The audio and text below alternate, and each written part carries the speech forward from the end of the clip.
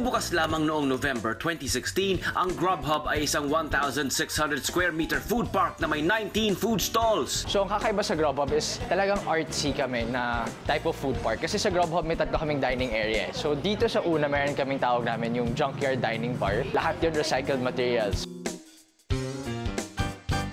Tapos yung next namin is yung greenhouse dining bar. Fully air-conditioned yan. Kaya mag-upo yan ng mga 150 customers. Parang nasa garden resort kayo or ganyan. Yung last nating dining bar, tawag namin doon yung hippie yard. Parang yun yung beach feel namin. Parang nasa Boracay kasi ginawa namin parang pastel-colored lanterns, white tables, ganyan. And yung last naming parang highlight dito sa Grubhub is kung nasaan ako ngayon. Ang tawag namin dito yung Hobbit Hall. So ginawa ng ate ko, dinesign niya to na parang kahit anong angulo nandito ka, pwede ka mag-post ng picture sa Instagram nga, ika nga. Alright guys, welcome to Grubhub dito sa Visayas Avenue! Ito na, guys. Kayo nang bahala dyan, anak ha.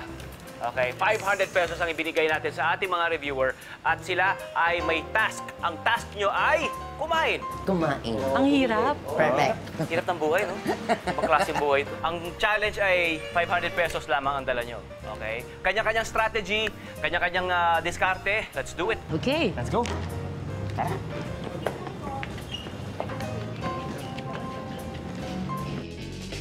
Saan kaya aabot ang 500 pesos ng ating reviewers dito sa Grubhub? Yun, no? Yung parang kitang-kita ng malaking signage, oh. Bacon. Tapos ang usapan. Tara. Ayun, si Mang Larry. They're very famous in UP Diliman. Aji sushi. Very Japanese. Ano mga pwede dito, te? Isang goto, isang gizzard. Mukhang sinuwerte si Gail sa kanyang pananabik sa isaw dahil sakto namang may inabutan siya sa stall na ito. Ay! Si Mang Larry! Gano'n na po kayo katagal sa UP Diliman? Magti-34 years. At dahil first time ni Gail, Victoria, Sausawan, Kerf, Ito Mang Larry. pwede itong... Yan yung matamis lang. Tapos ito yung maanghang lang. Thank you po. So ito yung natitira kong pera. Pwedeng-pwede pa tayong kumuha ng isang unhealthy food. Wow, look at that. Ang ganda, oh. Ganda ng kulay, oh. Beef shawarma with rice. ayan, nakalap na ang food, edi kainan na! O, Bubay, ano in-order mo? Cheese quesadilla, cheesecake, Cheetos, chicken. Chef Anton, food hero? Itong bacon fried like chicken, El Coco Pollo or Pollo. May theme ako napaka-unhealthy. Yung bagnet. And then meron tayong drink dito which is yung Envy. How about you, Gail? Grilled cheese sandwich burger. Nice. Shawarma rice. Okay. And dahil sabik ako sa Mang Larry's, in-order ko lahat ng isaw. Magkano natira sa inyo? 5. Langaw. Ako, 77 pesos. Wow! Kasi may nanlibre ng mango shake. Go for it.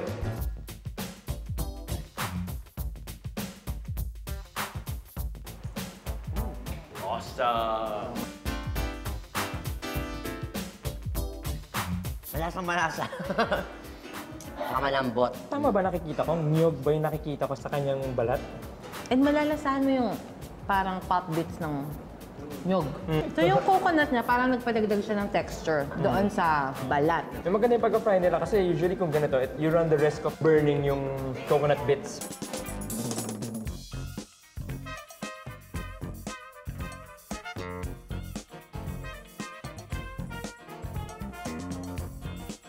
Cheese quesadilla nila, in fairness. Madaling kainin. For me, nakukulangan lang ako ng flavor ng cheese. But in the middle, malalasahan mo yung salsa.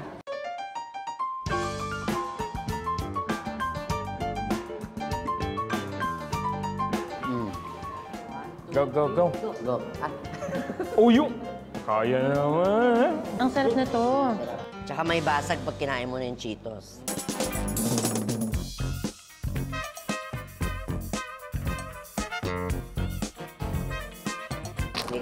May salt and pepper taste. Yung simpleng salt and pepper taste lang siya. Isa to sa mga unang in-order, pero it's still crunchy. Not even barbecue. It's straightforward na lasa ng bacon. Parang kumakain ng balat ng manok. Yeah. When packets bacon.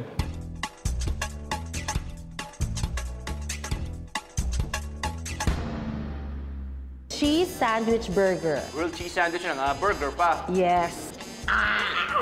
Kamay! Yun! Very cheesy siya. And then yung burger, harap nito, panalo.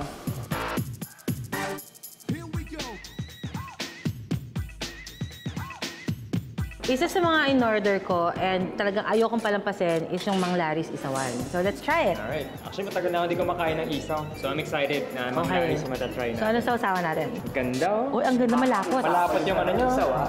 Let's eat to that. Cheers, cheers. Cheers, cheers. Naintindihan ko na kung ba't sila pinipilahan. Simple pero rock. Tsaka mura, in fairness. Oo, yun ang importante doon. Very affordable. I'd like you to try some of their best sellers. Yan ang cheese bomb.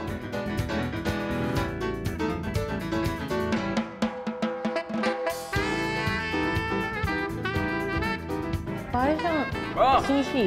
Oh, Wrapped in a... fried sushi. Fried sushi. Parang surprise ah. May mozzarella sa loob. And salmon. Masarap. Flavor and texture. Yeah. Panalo.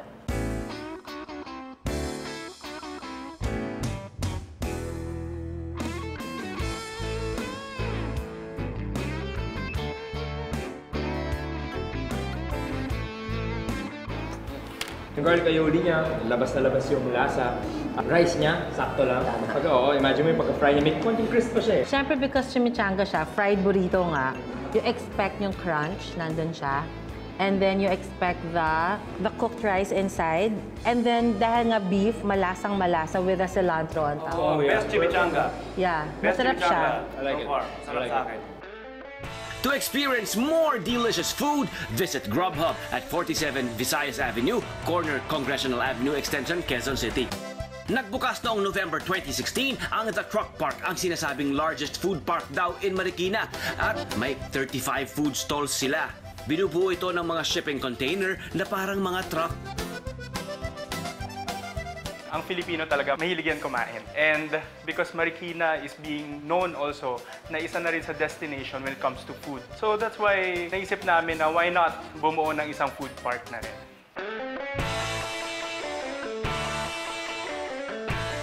So itong The Truck Park, nakapunta na kayo rito? First time. First time? Okay. Ito, kakaibang kanilang sistema. Meron silang card system. So, kung halimbawa, itong ibibigay kong 500, gusto nyo magamit, kailangan nyo i-transfer sa isang card. Meron tayong 50 peso na deposit, ibabalik naman sa'yo yung 50 pesos. So yung 450 andyan. Ini-introduce namin dito sa Truck Park is the cashless payment system wherein you will load up your card and then hindi rin naman nag-expire yung value ng pera mo dun sa card. Yung card na yun na ipangbabayad mo sa lahat ng stalls natin dito. Hindi mo na maiisip na makukulangan ka ng sukli. Una ko pupuntahan Kailangan ko budgetin to ah. Yung tuna salad na lang. bacon and cheese, Texas Lynx, tapos hindi ko kasi ma-pronounce to, so Hungarian na lang. Oh.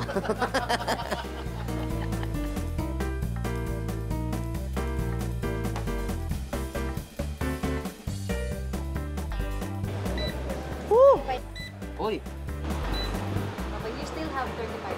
Okay, cool. Fiesta na naman! Magaling talagang bumili ng chibog ang mga reviewer natin. Tikman na natin ang mga yan. Oh guys, ano kinuha nyo? May natira ba? Ako madami pa. Ako marami, utang. Try their ribs from Migos.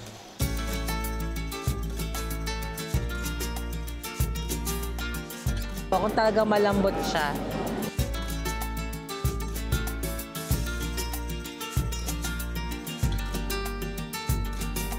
Malambot siya. Malambot yung karne nung ribs, no?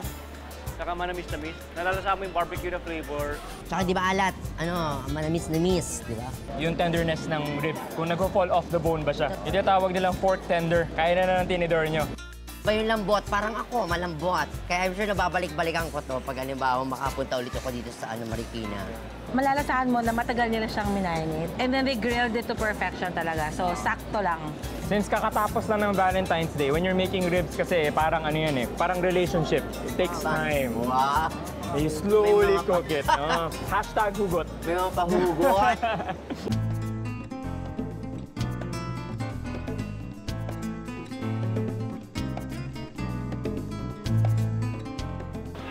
Look at that!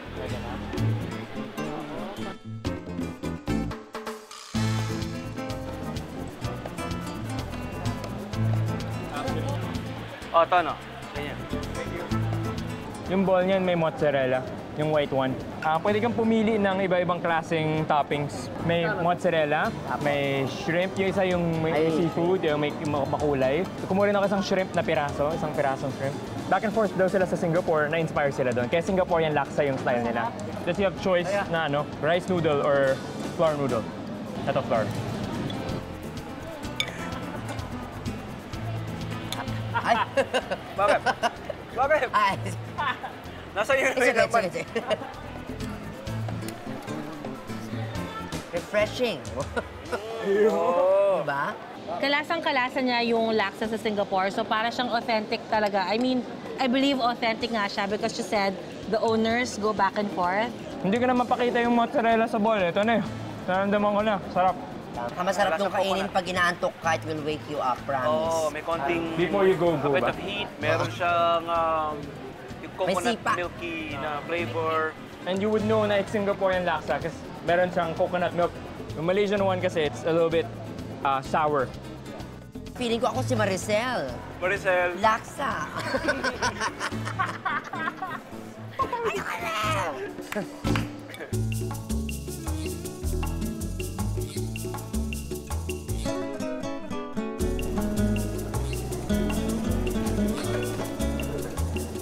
Kung Pao. This is the Kung Pao. Kaya na kayo, ha? Masarap. Usually kasi kung kumain kang chicken wings, pare-pareha silang lasa halos. Nagkaiba lang sa flavoring. Pero ito, may sarili siyang distinct flavor. Sweet and spicy. There's heat and then honey, para siyang matamis na crunchy na... At saka para siyang may butter na yung anghang niya, it comes as a surprise. Hindi tinipid, well-coated. Saka malasa. Hindi katulad may ibang chicken wings, labas lang yung may lasa. Kaya matitira buto talaga. Buto talaga.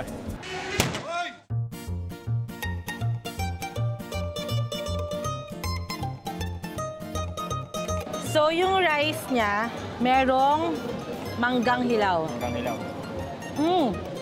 Bagoong rice. Oh. Balance. Ang sarap. Sarap.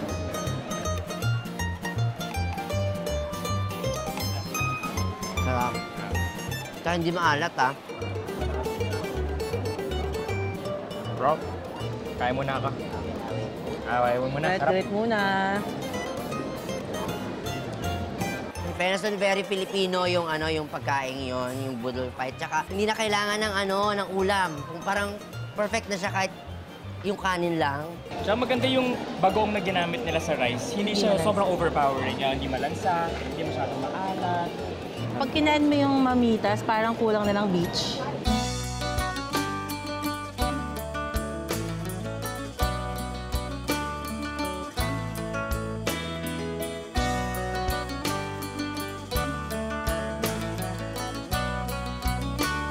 Bubay, kumusta yung raclette mo? Hindi, kahapon, nagpunta ako doon, kumanta ako. Doon ka marami na, no?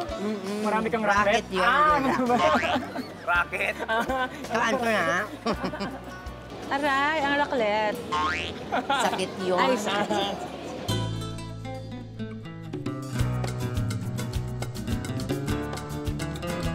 Tapos sabi ni Kuya Pet, masarap daw kainin talaga itong ganito. Pag bagong talaga.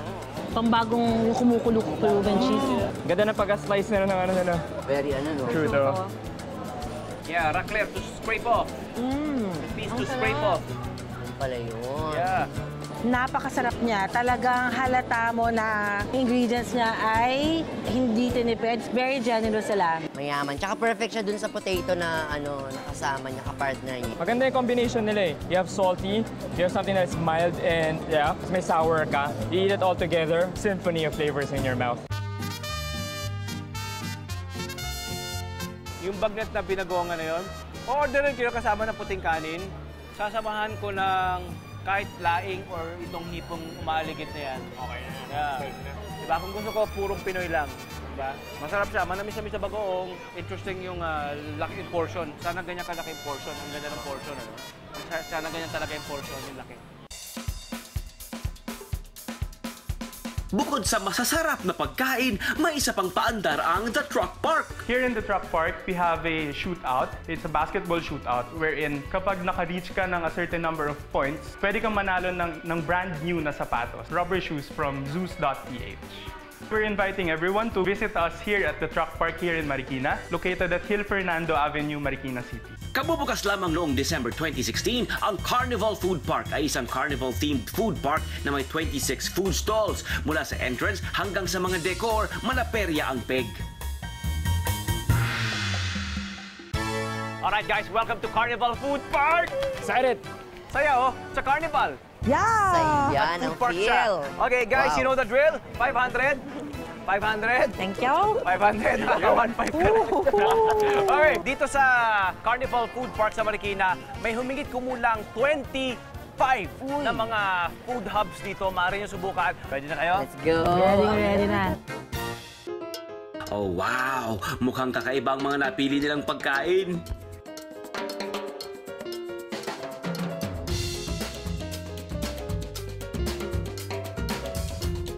Ito, ay ikaw. Sige. Kare-kare daw muna.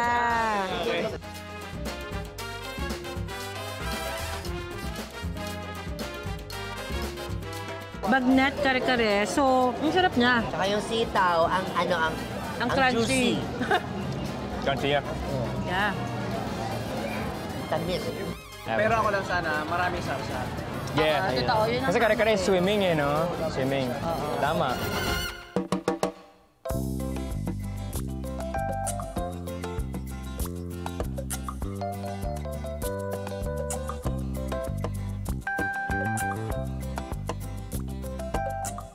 Wan manong. Manong, nagtakalo ko! Yaman kami ako.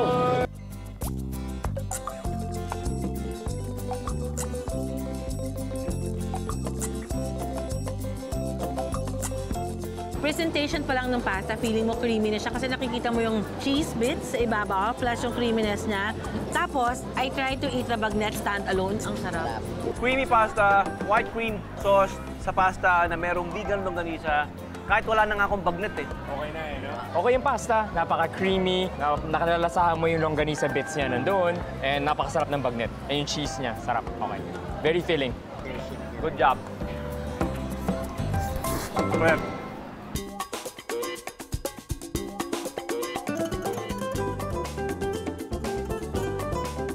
California Maki Sushirito. Let's go. ito karage. Karagen.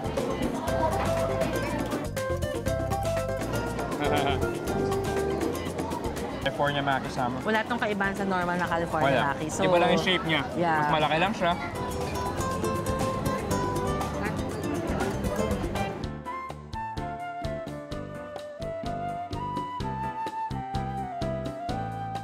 Ang ganda yung feeling, di ba? Sarap ng laman sa loob. Tama yung luto ng rice, malambot, di ba?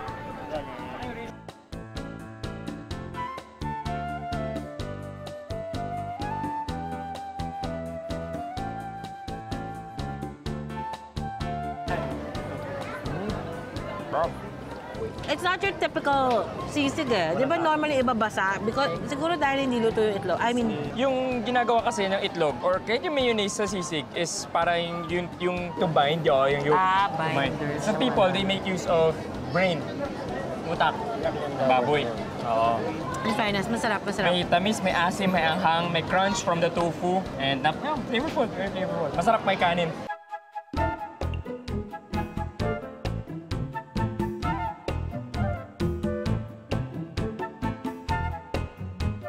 Tingnan nyo ha, di ba? Tingnan mo, 135 pesos lang yan. Pero ganyan karaming tapa, oh. Siksik liglig. Di ba? At umaapaw. May itlog na siya, meron pa siyang itlog na maalat. Nice. Tamis na maalat-alat. Oo. Ang sarap. Saka manipis, no? At saka manipis. Madaling kainin. Kasi yung mga tapa na kasi na nasusubukan natin, di ba? Ang kakapal, ang magulat, Tough. di ba? At saka malitin, tough. Tsaka weakness ko to eh, yung may halong taba ng karne, yung taba ng beef. And for dessert, chocolate chip a la mode at churros from Have Desserts. Ang Carnival Food Park ay matatagpuan sa Hill Fernando Avenue, Santa Elena, Marikina.